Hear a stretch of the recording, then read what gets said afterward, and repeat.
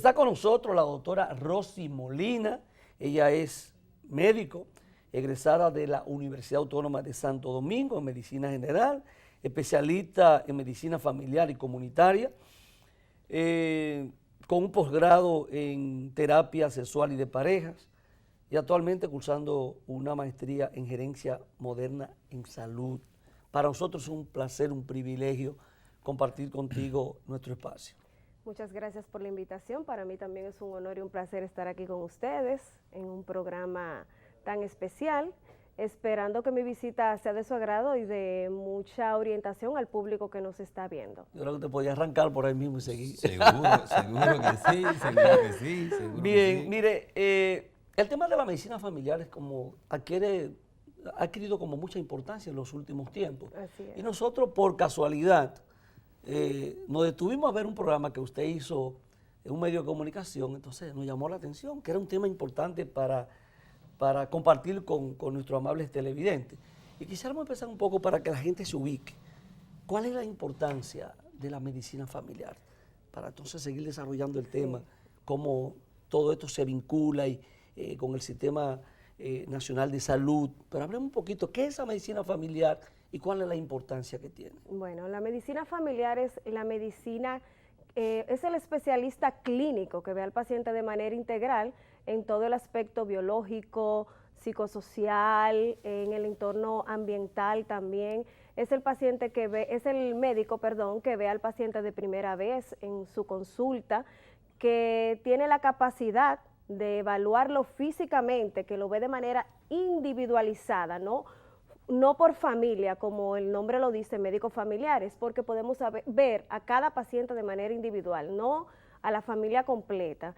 Y en su entorno emocional, físico, biológico, o sea, podemos ver al paciente y derivarlo a cualquier otro especialista que sea necesario su intervención. Pero estamos capacitados para verlo por completo. Pero yo quería preguntar, Luis, brevísimo, para que tú entres. O sea, porque vamos, hay un médico general, tú vas a una clínica, a un hospital, te ve un médico general, te chequea, si puede resolver, resuelve, si no te refiere. O sea, entre ese médico general y el médico familiar, ¿existe una diferencia? Claro, para verlo ahí. Tenemos una diferencia, que el médico general va a la universidad, cursa una carrera en cualquiera de las universidades que conocemos, 7, 8 años, pero nosotros nos especializamos en un hospital y con un aval académico por una universidad.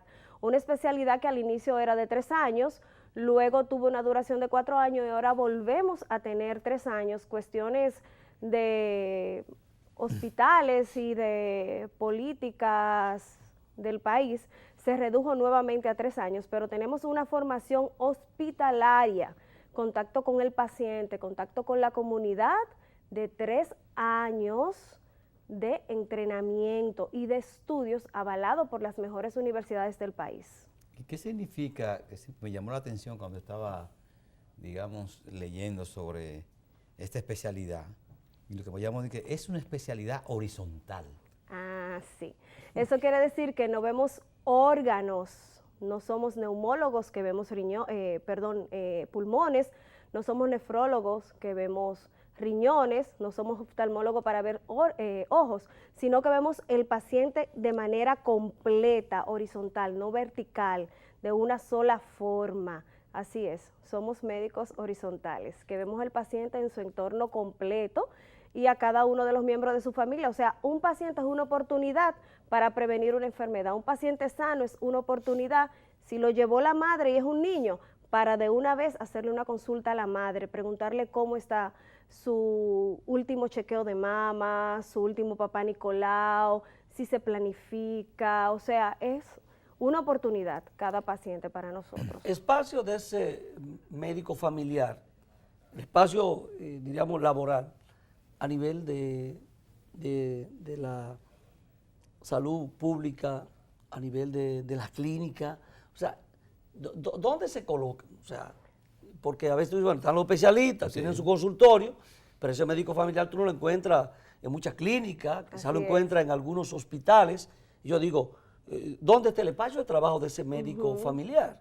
El médico familiar está capacitado para trabajar con visitas domiciliarias, o sea, usted tener un médico en su hogar usted tener un médico dentro de un hospital, un médico en una comunidad, en un centro de atención primaria en salud, y un médico que también puede hospitalizar pacientes, o sea que usted lo va a ver en la clínica. Sí estamos un poquito limitados con eso de que tú vas a un centro privado y te vas a encontrar con que el neumólogo Luis Pérez, Manuel Fernández Otorrino y así, y que te encuentres con Rosy Molina, médico familiar, porque la población no conoce mucho lo que es un médico familiar. Yo no he visto un letrerito de eso nunca en una clínica, diga médico familiar, yo no lo he visto. Es muy ni en los hospitales tampoco. Porque las personas tienden a creer que somos terapeutas familiares, no que somos médicos clínicos.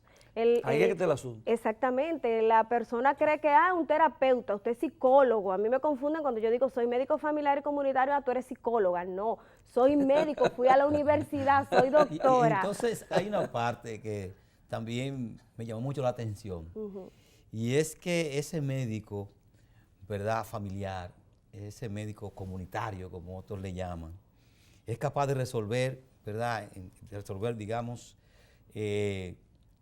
entre un 90 a un 95% de los problemas de salud. Así es. Entonces ustedes son un médico general. Porque contamos con una herramienta, somos médicos especialistas, contamos con una herramienta de suma importancia. Pero oiga, en estos tiempos. Entre el 90 y el 95%. Porque contamos con la herramienta que te digo, que es la prevención de salud. Si hay prevención y hay educación, que es donde se tiene que trabajar y donde el médico familiar tiene que enfocarse en la prevención, entonces van a disminuir los costos y los riesgos de caer en las complicaciones. Entonces, por eso podemos resolver del 85 al 90% de todas las enfermedades. O sea, un paciente hipertenso lo vamos a controlar, a mantener dentro de sus niveles normales con una buena alimentación, ejercicio y con su tratamiento. O sea, que lo que tomamos pastillas para la hipertensión, si nos alimentamos diferente, ¿podemos dejar la pastilla? No pueden dejar la pastilla. No pueden dejar la pastilla, pero sí van a Yo me inscribo de una vez. Va a tener menos riesgo de complicaciones, de eventos cerebrovasculares, de enfermedades cardíacas, coronarias, de fallos cardíacos, de trombosis. O sea, es un paciente que va a tener menos riesgo. Y por eso es que realmente resolvemos más del 85 al 90% de los problemas de salud. Y eso ocurre con todos los problemas de salud que se puedan presentar, que lo ven las diferentes especialidades médicas. Exactamente. Por ejemplo, me duele la cabeza, el neurólogo. Voy al neurólogo porque me duele la cabeza. No. Yo voy y compro mi pastilla yo mismo a la farmacia, porque aquí como a uno le venden todo. No, usted ahora va a ir al médico familiar. Yo tengo 15 medicamentos que yo uso. Si se me ponen viejos, yo los boto. Pero yo tengo 15 medicamentos y se los receto a cualquiera. Y la gente va y lo compra. No. Y me dice, pero mira, tú resolviste. No, pero ahora estamos nosotros aquí para eso. Doctora, hay otro aspecto que es interesante, donde también lo ubican ustedes como el gerente de los recursos de salud. ¿Cuál es la gerencia que ustedes hacen? Es que nosotros tenemos muchos papeles, o sea, somos multifacéticos los médicos familiares, tenemos muchos ámbitos. En el nivel académico, o sea, podemos ser profesores, también en el área asistencial asistiendo pacientes, porque somos especialistas, igual que el neumólogo, igual que el neurólogo. Entonces, aparte de eso, somos gerentes de salud, porque dentro de los 3 años de capacitación que tenemos, algunos, otros 4, nos dan gerencia en salud, o sea, sabemos administrar bien los recursos. Pueden administrar un hospital, desde el punto de vista gerencial. Creo que ahí estaría uno de los fuertes de... Un hospital, o sea, los centros de UNAD, de atención primaria en salud, nosotros podemos administrarlo, tener una población controlada, 15 hipertensos, cuáles son los medicamentos que le tocan a los hipertensos por mes y tener una contabilidad y así saber cuáles son los recursos que se van a consumir. Esa gente que, con usted como que habla de los 15 hipertensos, o sea, es decir, como darle seguimiento a los pacientes que van con cierta rigurosidad, por decirlo así, a la clínica, son diabéticos, son hipertensos. Exacto. Esa gente se pueden controlar, ustedes entran ahí. Exactamente, nosotros tenemos un papel sumamente importante, porque ¿cuál es la función del médico familiar en una unidad de atención primaria? Bueno, este va a tener un control de su población de 500 familias, esas 500 familias, ¿quiénes dentro de ellas son hipertensos o son propensos a hacer hipertensión? ¿Quiénes son diabéticos? ¿Cuáles son los niños que le tocan vacuna? ¿Cuáles son las mujeres en edad fértil? ¿Cuántas adolescentes tenemos para prevenir esos embarazos en adolescentes y así no tener la alta incidencia que tenemos ahora mismo de embarazos en adolescentes? O sea, vemos todos los factores de riesgo que hay yo tengo 15 hipertensos en mi población, esos 15 hipertensos mensualmente van a ir donde mí, si no pueden ir donde mí, voy yo, que es mi deber, a su casa y realizarle una visita domiciliaria, tomarle su presión y darle sus medicamentos mensuales. De eso se trata el nuevo sistema de salud moderno de estos tiempos. Y entonces uno se queda sorprendido de que el director, ¿verdad?, general de servicios de salud, en términos de salud pública, es un economista. Exacto. Y ahora estoy viendo que los médicos, como son los médicos, ¿verdad?, de su área, de médico familiar, veo que tienen también fortalezas en lo que es el manejo y la gestión de recursos. Así es. Y entonces, ¿por qué nosotros tenemos tantas debilidades en lo que es la gestión de hospitales, sobre todo lo que es la red pública de servicios? Hospitalaria, sí. Tenemos esas debilidades. ¿Cuántos egresados, si se pudiera decir aproximadamente, tienen esa formación, ¿verdad?, de médicos ¿Y cuáles son las familiares? universidades que están formando esos profesionales? A nivel nacional, a nivel de nuestro país, tenemos 1.300 aproximadamente médicos familiares, de los cuales 300 están inscritos en la sociedad, porque tenemos una sociedad de medicina familiar y comunitaria, SODOMEFI. Ahora mismo tenemos 17 escuelas de medicina familiar en el país. En San Juan hay una 17 escuela. escuelas. 17 escuelas. Escuela quiere decir 17 centros donde se forman, o sea, hospitales donde se forman con avales académicos de universidades. Por ejemplo, Marcelino Vélez, Plaza de la Salud y Hospital Calventi. Son avalados por UNIBE, por la Universidad Iberoamericana. La UAS avala Moscoso Puello y otras escuelas de medicina familiar y comunitaria. La UCE avala San Pedro de Macorís, o sea, el Hospital Musa. Hay otras escuelas que la avala la Universidad Pucamaima, que es la de Santiago. En el Cabral Ibáez hay una escuela de medicina familiar y comunitaria. Tenemos en San Juan, como dije, en Barahona también tenemos una escuela. En el Taiwán de Aso hay médicos familiares en formación, de los cuales se quedan trabajando y van a las diferentes UNAP también cuando ya se forman y son especialistas. Tenemos en San Cristóbal, en La Romana también creo que hay una escuela, o sea, 17 escuelas a nivel nacional. Interesantísimo. Con su anuencia, vamos a hacer una pausa y retornamos porque me parece sumamente orientador e importante lo que estamos analizando en el día de hoy. Así que, he aprendido sobre he aprendido. Qué bueno. He aprendido. Pausamos, retornamos en breve.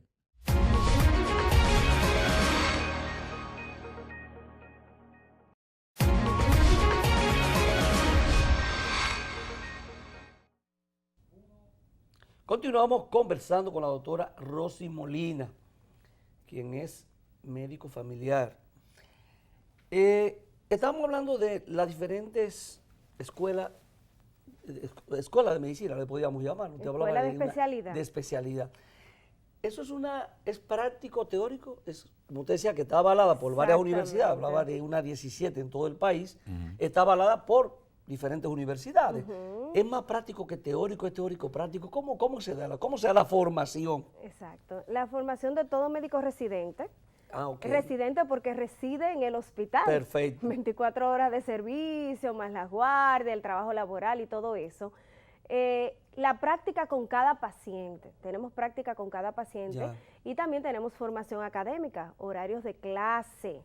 Dentro del mismo hospital tenemos maestros que nos van formando, que nos dan clases, que nos presentan temas. Hoy vamos a hablar de neumonía adquirida en la comunidad, mañana vamos a hablar de trombosis venosa usted lo va formando profunda. en las diferentes especialidades, es como una formación. Exactamente, tenemos rotaciones en ginecología, en pediatría, en cirugía general, en geriatría, en nutrición, en medicina interna. O sea, nosotros estamos formados para realmente ver al paciente desde los pies a la cabeza, dermatología también. Reducen los costos significativamente. Y el costo al paciente también, porque nosotros, por ejemplo, vemos un paciente de primera vez, le indicamos todos los laboratorios, todos los estudios, y si no está dentro de nuestra capacidad para complementar el diagnóstico o para manejarlo, pues entonces lo derivamos al otro especialista, pero ya va con todos los análisis y con todas las indicaciones hechas al especialista. El médico con esta formación tiende a sustituir al médico general.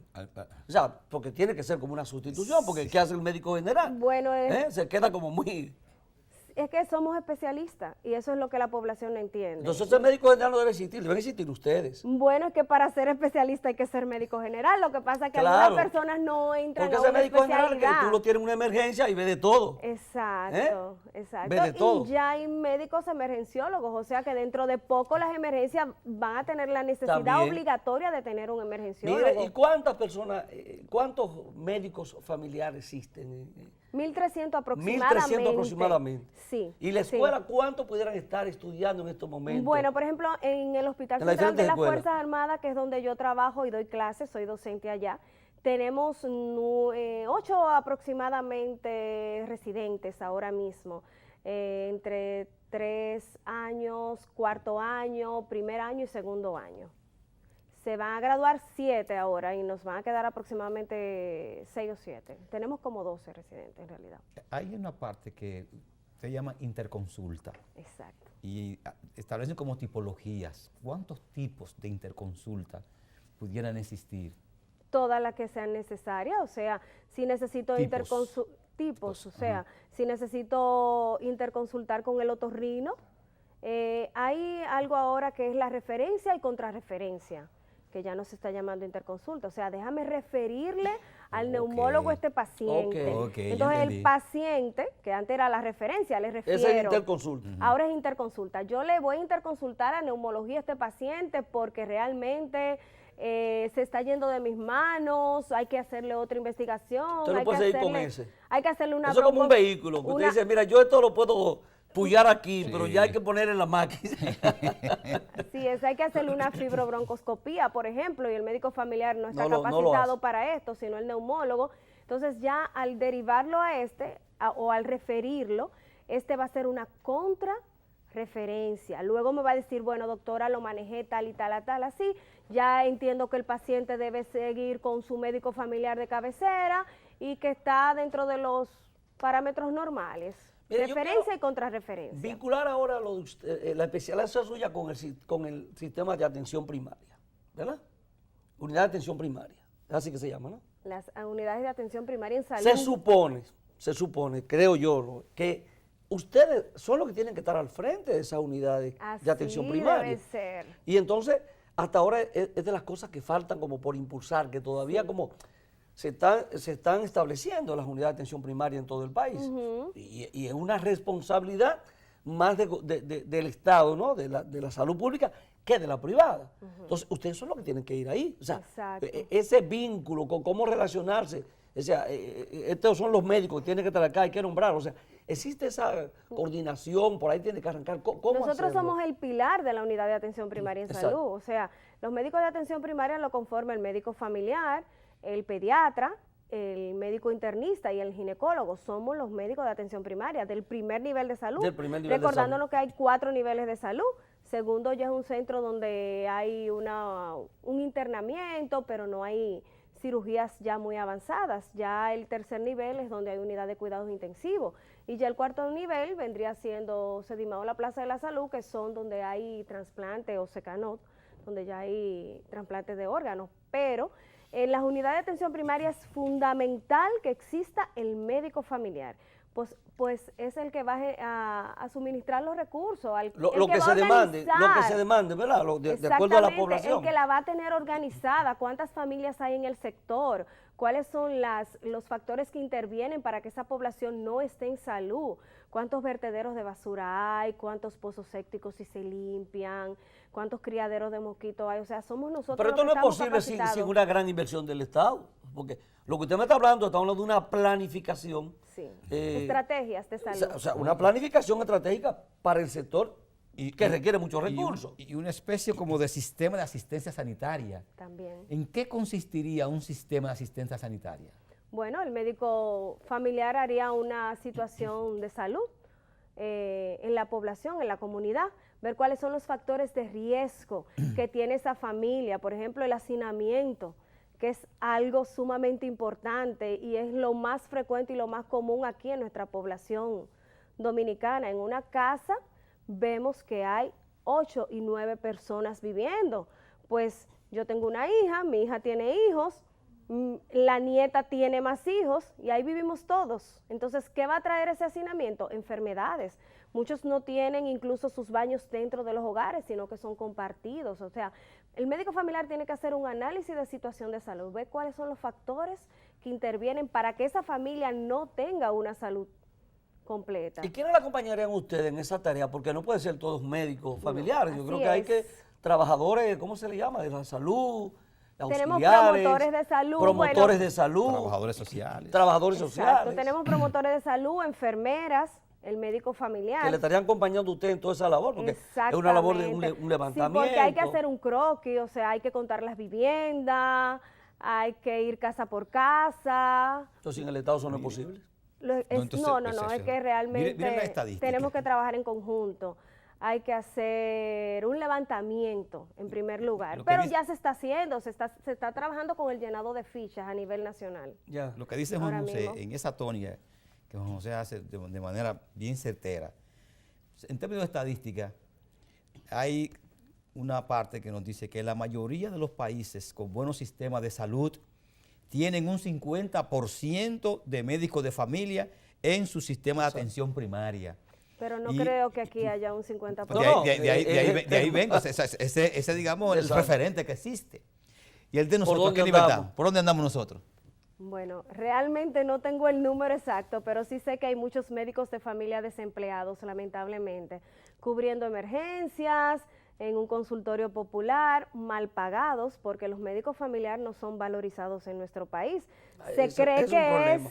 se cree que es un médico generalista, un médico general, el que no estudia, y al contrario, es el que más debe estudiar, el que más preparado debe estar, porque tiene que tener criterio para referirle a un neurólogo. ¿Por qué yo le estoy refiriendo a una cefalea migrañosa a un neurólogo? No la puedo manejar yo, ¿entiende? ¿Por qué le estoy refiriendo a una amigdalitis, a un otorrino, donde la puedo manejar yo?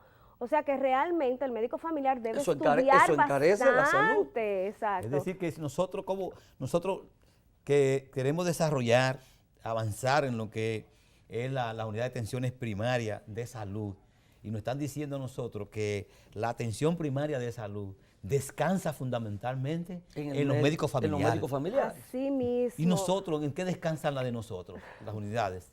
Bueno, vamos a ir paso a paso. Creo que sí hay proyectos de que cada unidad de atención primaria en salud en nuestro país tenga un médico familiar a la cabeza. Ya hay muchas que lo tienen. Los médicos familiares están trabajando tanto en el área gerencial de la salud y también están en el área asistencial, pero necesitamos más apoyo, que la población conozca lo que es un médico familiar, la importancia de y la importancia de asistir a un médico familiar, porque te va a ayudar muchísimo. Hay un tema de educación, porque es que como tú decías ahorita, le da un Educación. dolor de cabeza y ¿dónde voy? Me duele el Exacto. estómago y ¿dónde voy? O sea, puedo ir ahí y después si es grave, usted solo Es un tema de lo educación, va a así referir es. al médico especialista, pero Así es. hay que orientar a la población en ese sentido, porque la gente busca el especialista de una vez. especialista. Déjame no perder tiempo. De una y vez. voy Hay directamente. países desarrollados que es obligatorio, Obligatorio. asistir a un médico familiar. Bueno, Porque si no, no sigue el otro, porque no si sigue la no, otra no ruta. subes al otro especialista, Oigan que siempre digo Sí. otro especialista porque somos especialistas con formación académica.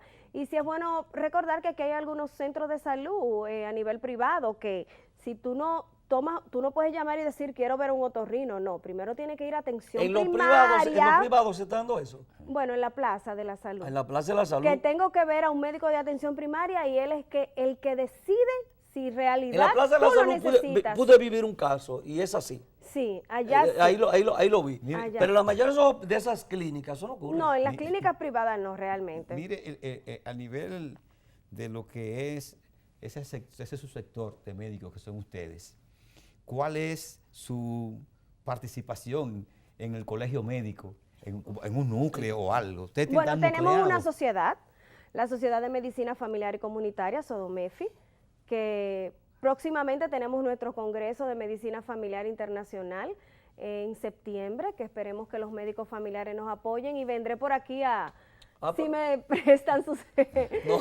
a anunciar nuestro Congreso. Claro, claro. Tendrá todo el espacio para hacerlo. Lamentablemente ya hemos llegado al final del programa. nos quedamos con ganas de seguir conversando con usted. Habrá tiempo. De todas maneras, estás invitada cuando ya tenga todas las informaciones, venir por acá y hablamos entonces de ese congreso, ¿le parece? Sí, perfecto. Así que agradecido de que haya sacado tiempo para compartir con nosotros nuestro espacio. Gracias a ustedes, Visión Integral, por invitarme y por tomarnos en cuenta los médicos familiares. De acuerdo, gracias. Gracias. A usted, amable televidente, ha sido un placer. Nos veremos el próximo domingo.